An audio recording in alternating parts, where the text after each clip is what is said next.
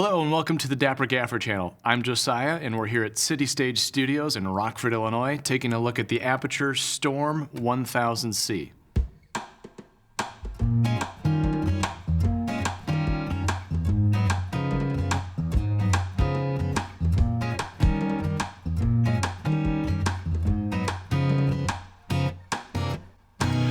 Full disclosure, Aputure did send us this light and we do get to keep it, but they're not paying us and we can say whatever we want about it.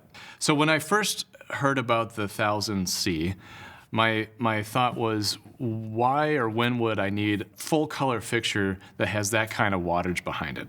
And my initial thoughts went to, well, I guess if I was lighting something darker or something bigger. So night exterior was my first thought. Today we're gonna jump into creating a night exterior, although we're actually doing it in the studio.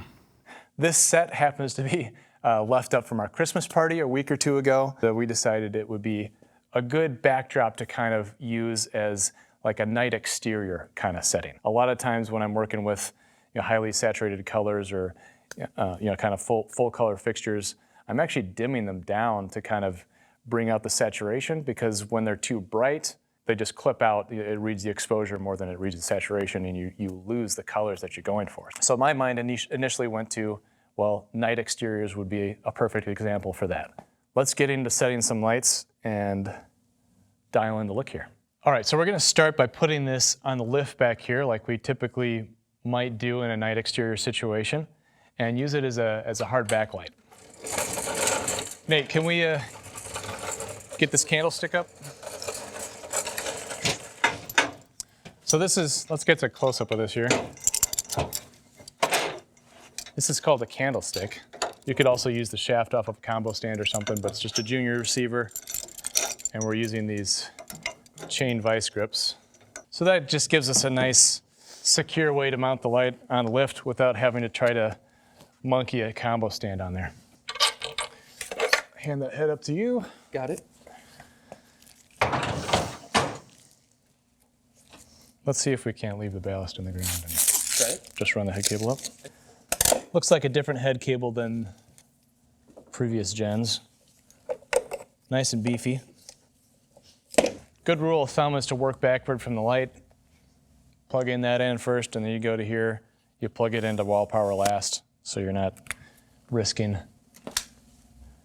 getting zapped or shorting something out. All right, should be good. Okay, go ahead, go up.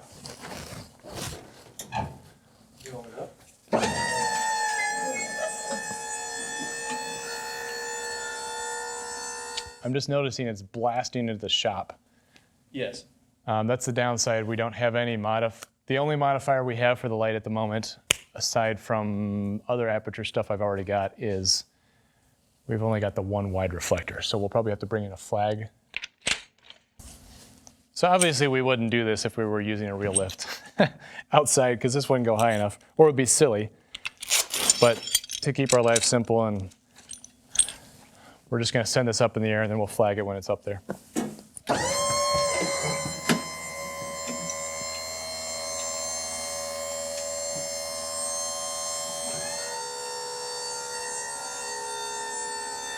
Full stick. Love it. Yeah, this is giving a ton of lift here. I'm kind of curious what our moon box is actually doing with all the bounce we're getting off of this white cyc floor. Okay, let's just bring it all the way down on the dimmer, and then we'll bring it up to taste. Going down to 0. Can you see this monitor at all, or is That is 0. Okay? I mean, that's already a pretty nice look, but as far as position goes, Jude, could you stand by the door there? This is Moose, Jude's new dog. Isn't he just the cutest? We're still getting plenty of an edge there. We like the angle of the light that it's hitting, spreading across the scene. It was spilling on that white cyc too much and just pushing too much cool light back this direction when we want it to be warm light on that side. So we're just kind of trying to control it, just let the light hit where we want it to hit. Ideally, if we were actually in a night exterior, we would set that light farther away. We would have less of that proximity effect of it looking like it's really hot on this side and not so hot on that side. So that's kind of what we're demonstrating here. All right, I think we're in the ballpark now. All right, so we've pretty much got our lights dialed in how we want, and I wanted to walk you through the setup here. So we started with this 20 by moonbox idea, which was just to give us some kind of fill in the shadows. If we were to just go with our harsh backlight and this other environmental stuff we have going on, it would be too dark in the shadows. The kind of the strongest source that we're playing with in the scene is the 1000C that we put up on the lift back here. So that's at the moment just in a CCT mode. It's the same color temperature as our softbox overhead. And then the set has a lot of practicals built into it, which are giving off some light. But we did use 2 of the Aputure Storm ADCs in there that we can take a look at. So we used this dimmed incandescent fixture here as inspiration for, or motivation for this color of light pushing through these windows. And I'm really loving the extended CCT range on these fixtures, the ADC. Dimming a fixture that's already warm like this, it just turns into this beautiful warm color. And I feel like this light is just doing a great job of replicating that warmth that might be a struggle to do with some older RGB mixing technology. And then there's another ADC that we have in this window that just has that faceted barrel reflector on it, just kind of kissing a little light through this light post. And then for our key, we have another 1000C that's bouncing into an 8 by, and we're just flagging off this side to kind of keep the light on Jude and not wash out our set that's primarily lit by moonlight. And that's the beauty really of lighting with bigger fixtures further away, is you have a lot more flexibility to move within the scene. In this scenario, it's working pretty well. All right, Nate is going to switch to being our dolly operator now that we're finished setting lights. So we're just going to do a couple test run-throughs on this move and shoot our little pretend piece here that we're doing. Jude, are you able to actually start inside with the door closed and kind of open that up and come out? Let's lose the lamppost on the right side and just kind of the corner of that brick building is your edge. Does that work? All right, let's go to 1. Maybe you look back at the window as if there's like that coat that you're gonna buy or something. That's kind of your motivation. Action.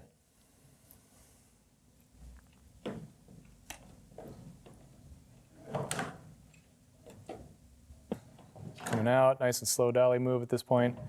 Yeah, I kind of want to feel like we're a little closer with her and then as she's coming out to the street.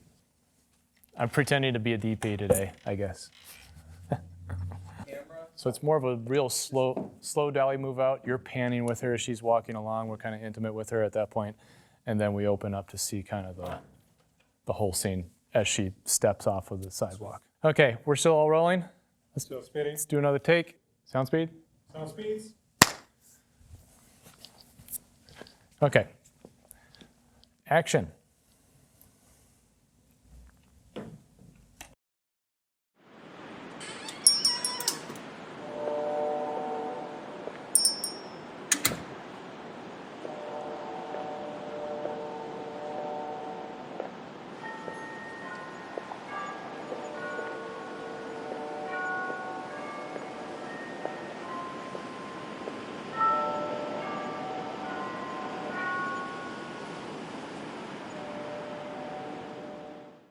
Beautiful, cut. Okay, so let's say that we have some actual street lights to deal with in our scene. This is an actual sodium vapor fixture. I'm gonna plug that in. It's gonna take a second to warm up. Say, there's street lights going down this way. We wanna match that, but we wanna be able to control it a lot more than we would be able to this fixture. Well, I think that's where a fixture like this is gonna come in real handy because we can hopefully dial in this color very closely to what that actual fixture is putting out. So Nate has set up these lights on the Citus app, correct? Yes, sir. Why don't you bring it over here? We'll just kind of try to dial in that color on the wheel. I'm gonna go to, okay, we're in to color mode.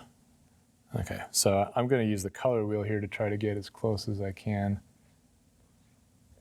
Like you're color correcting the film. That looks pretty darn close. Yeah, look at that.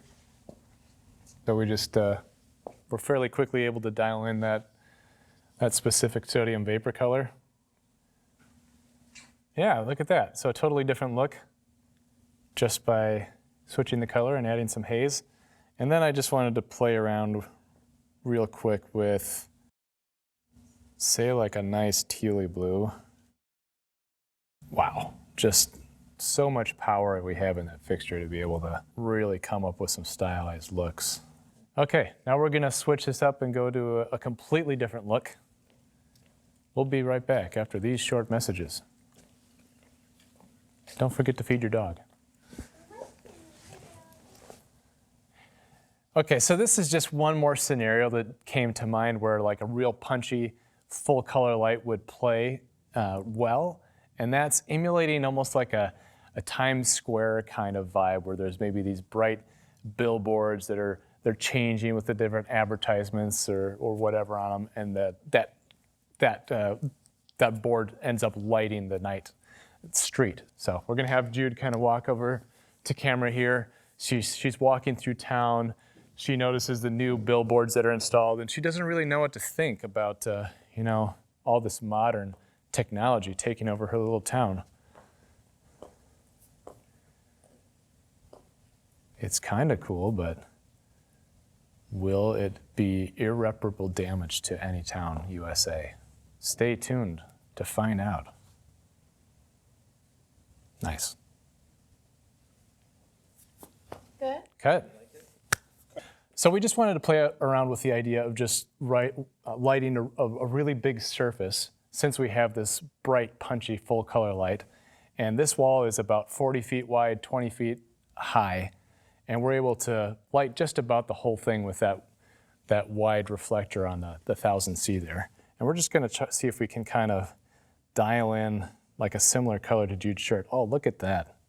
Now I feel like we're shooting some sort of high fashion clothing ad. So we can, you can see it, so I'm just adjusting the temperature here. We're in that orange range that's the same hue as our shirt, but we can kind of dim it down, get a little more saturation, and keep it dark, or we can be real bright and poppy and almost obnoxiously bright and orange. That's 100% there. It's a little bit too much. See how you kind of lose some saturation in the middle of the screen there, but we're using the other 1000C with the big light dome on it, and we've got this little 80C with that omnidirectional diffuser on there, just to give her a little bit more eye light and fill in on the downside, along with this passive reflector. And then our kicker on the back is the other 80C with the Fresnel, which gives a much more pleasing character of light than the faceted reflectors do. So we're just discovering as we're playing around with these fixtures, it really does have like a full gamut ability to dial in just about any color that you want. That's been a struggle with LED fixtures. Just really a lot of options, really fast at our fingertips. So something really cool about this light in my mind, after digging into the photometrics on it and doing some tests ourselves, obviously something that this can do that the 1200 couldn't is dial in colors. This gave us the ability to adjust on the fly. And that's a real life scenario that I've run into before. We put something in the lift and they're like, maybe let's try to replicate a streetlight instead of the moon. And we could leave it up in the lift, control it with the app or wireless DMX. That's a huge time-saving device for us on a project. And then when we got into just kind of creating our little stylized, high fashion kind of poppy commercial look with Jude, we were able to dial in colors that I felt pretty closely matched the outfits that she was wearing.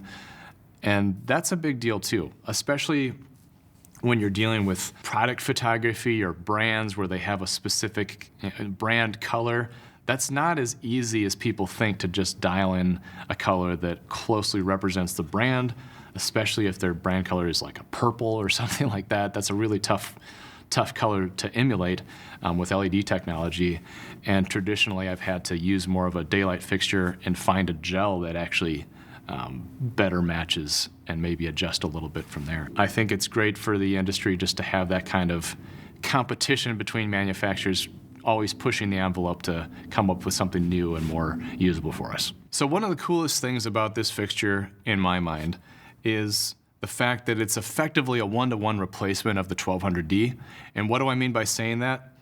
If we plug this thing in, turn it to 5600 Kelvin, and crank it up all the way, it is within just a handful of foot candles the same output that you're getting out of the 1200D with a fixture that's only pulling 1,000 watts. Plus, you get all the full color capabilities of this light. Now, this is like breaking new ground territory in my mind, because traditionally, when you went to a bicolor fixture, you would lose a significant amount of output over a daylight or a tungsten-only fixture. Having that flexibility, you sacrificed output. In this instance, not only is it replacing the 1200D one for one in intensity, but you get all the additional benefits of basically any color you want to dial in. And we did run our own tests on this with an amp probe to just see what exactly kind of wattage they were pulling, if it was a nomenclature thing and they were just trying to differentiate, or if it was more actually pulling 1,000 and 1,200 watts. This is pulling very close to 1,000 watts at full intensity. 5600 was like maybe 65 watts more, and the 1200 is obviously pulling a little over 1,200 watts. So in our little setup here, since we only have that wide reflector, it wasn't quite spreading as much as we wanted to on this big wall back here. We put a frame of 216 diffusion in front of it to spread that light more evenly. And if you don't know, 216 is a pretty thick diffusion, but yet we're still only running this light at just over 50%. That's where it got the intensity that we needed to kind of get the saturation we were looking for on the main camera there. And a lower powered fixture just doesn't give you the flexibility to do that. So this is a scenario where it worked out pretty nicely. So let's get into the build of this thing and what it comes with. Obviously, it comes with one of Aputure's soft rolling cases, which are great. Little, roll handle, all that. But you get the ballast, head cable, the Nutrix power cable. I love that everyone's standardizing on these. It's a great connection, and I have a bunch of these around now, so if I lose one, I can just grab another one. The little connector you can put on a stand with, the head itself. With the 1200, it came with a reflector, and then you could buy a set of 3-barrel reflectors. This one comes with the wide, and then you can buy a set of 2-barrel reflectors, so that makes sense, I guess. So let's put this thing together. Grab a little combo here. Nice, beefy lock-off. And just generally proportion-wise, this is very similar build to the 1200D. So if you're familiar with that light, this is not going to be much different for you. Some minor differences I've seen, like the 1200 actually has like a vent on the back here, whereas this one doesn't. The head cable is different than what was on the 1200D. I think it's an improvement. So generally, I do like the design of this head cable better. It's easier to differentiate which end you're working with. This goes to the light, this goes to the ballast. It's a little easier to use than the 1200D's head cable, but again, a complaint I have with pretty much all these LEDs is the head cable can't connect to itself. Typically, like with HMI technology, you could just get multiple head cables, you could connect them together to extend the distance between the ballast and the head. Still can't do this in this scenario, but it's probably a limitation with LED tech. I feel like there's some way they could probably overcome that, but they haven't yet. So this goes on here kind of like a more traditional HMI head cable. Push it on and twist lock, and then this is just a press fit on this end. I mean, pretty much identical design of this ballast, or driver as you might call it in the LED world, to the 1200D's ballast. I like that, versus the 600D, you can actually set it down on the bottom and have the power go in the side. And something I really like about this fixture is this new Bowens mount. This is just a very superior design.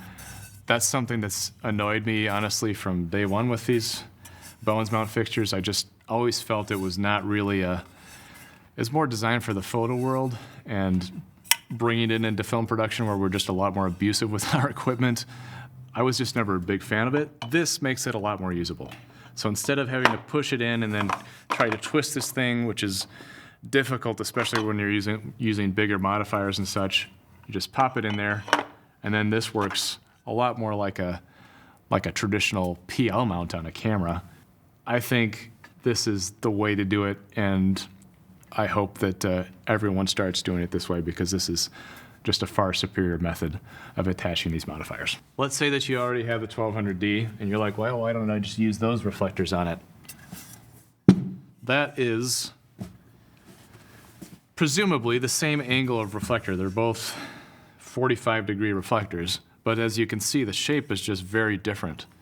And this is the standard reflector off of the 600D. You can just see how they're quite different.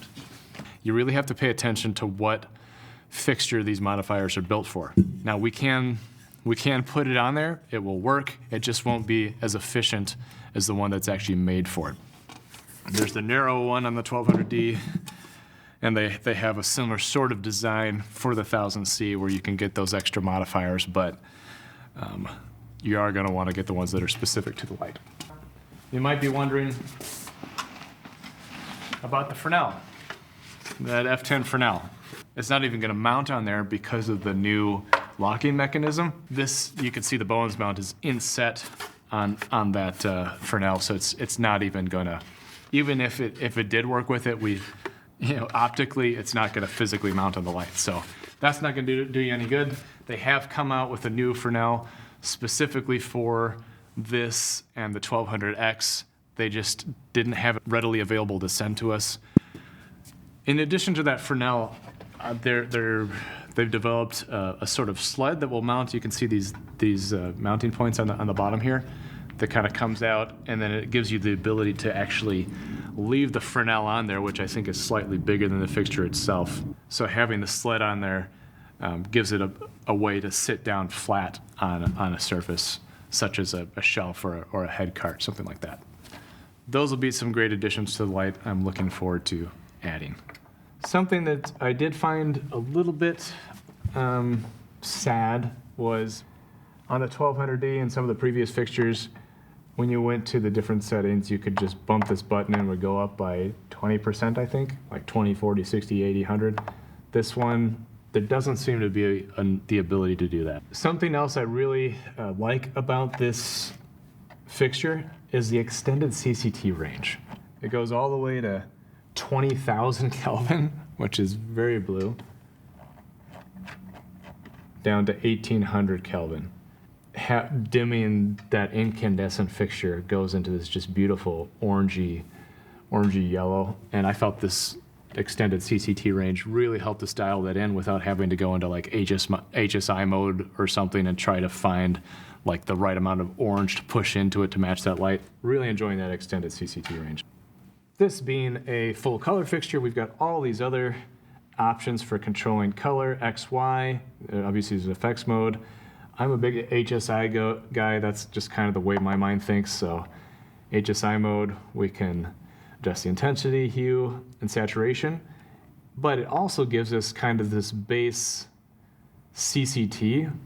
So let's say that we're shooting with the 1200D as a key here, so I would set the CCT at 5600. Like for instance, if we were to dial in a blue, but we happen to be shooting at a different CCT than this is set to, it's going to affect how that color comes across on camera. So that's a nice touch.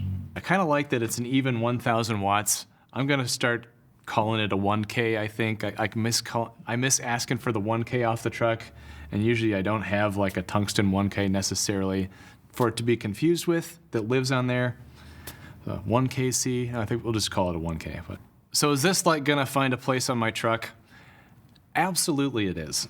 I'm excited for this to be on there pretty much all the time. Hyper versatile. You can still fit it on a household circuit. All the colors options available. I'm excited to see this play more out in the wild.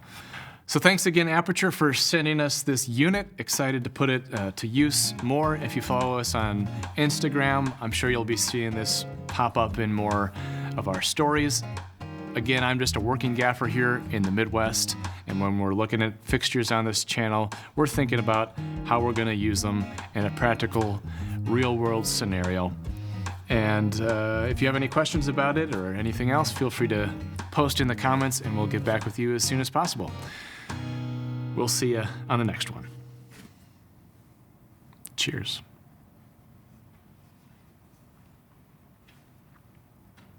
Sad day.